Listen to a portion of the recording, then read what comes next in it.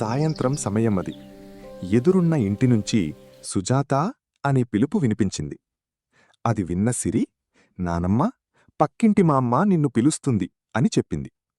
నానమ్మ బయటకు వచ్చి, హా చెప్పుమంగా అని అడిగింది.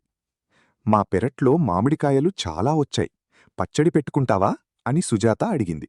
అంతలో సిరి ఆనందంగా, నానమ్మా, నాకు మామిడికాయ పచ్చడి కావాలి అని చెప్పింది. సరే మంగా, కొన్ని కాయలివ్వు అంది.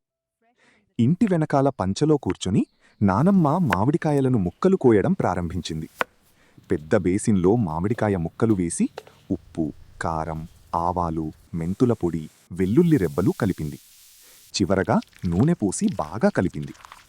పచ్చడి సిద్ధమైన తర్వాత ఒక పెద్ద జాడీలో జాగ్రత్తగా పెట్టింది. నానమ్మ వేడివేడి అన్నం బేసిన్లో వేసి కలిపి సిరికి పెట్టింది. అలా అందరూ కలిసి కూర్చుని ఆనందంగా తిన్నారు.